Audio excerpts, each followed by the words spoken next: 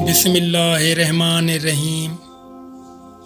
دوستو، اللہ تعالیٰ نے سیدنا غوث اعظم رحمت اللہ تعالیٰ علیہ کو قطبیت کبریٰ اور ولایت عظمیٰ کا مرتبہ عطا فرمایا۔ فرشتوں سے لے کر زمین مخلوق تک آپ رحمت اللہ علیہ کے کمال، جمال اور جلال کا شہرا تھا۔ آپ رحمت اللہ علیہ کو اللہ نے بخشش کے خزانوں کی کنجیاں اور جسمانی تصرفات کے لوازم و اسباب کے تمام اختیارات دیے تھے۔ مصنف تفریق الخواطر سید عبدالقادر اربلی شیخ ابوالقاسم بطائخی سے روایت بیان کرتے ہیں، میں کوہ لبنان میں قیام پذیر تھا۔ کوہ لبنان میں ایک شیخ عبداللہ جیلی رحمت اللہ علیہ ایک عرصہ سے قیام پذیر تھے۔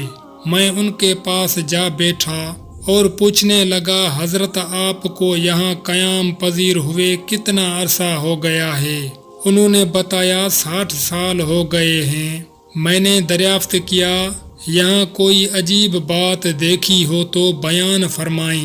آپ نے فرمایا، میں یہاں اکثر دیکھتا ہوں کہ کوہستانی لوگ چاندنی رات میں روشن چہروں کے ساتھ جمع ہوتے رہتے ہیں اور قافلہ در قافلہ بغداد کی طرف پرواز کرتے ہیں۔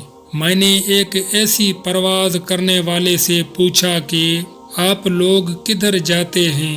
اس نے بتایا کہ ہمیں حکم ہوا ہے کہ ہم بغداد میں شیخ عبدالقادر جیلانی کی خدمت میں حاضری دیا کریں۔ میں نے بھی ان کے ساتھ جانے کا اشتیاق ظاہر کیا۔ اس نے کہا، آپ بھی چلیں۔ ہم ایک چاندنی رات بغداد پہنچے۔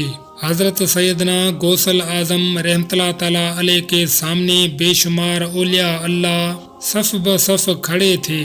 آپ رحمت اللہ علیہ جدھر نگاہ اٹھاتے اولیاء اللہ سر جھکا دیتے۔ جب آپ رحمت اللہ تعالیٰ علیہ ارشاد آبرو سے اجازت دیتے تو صف در صف اولیاء اللہ پرواز کرتے اپنے اپنے وطن کو روانہ ہو جاتے۔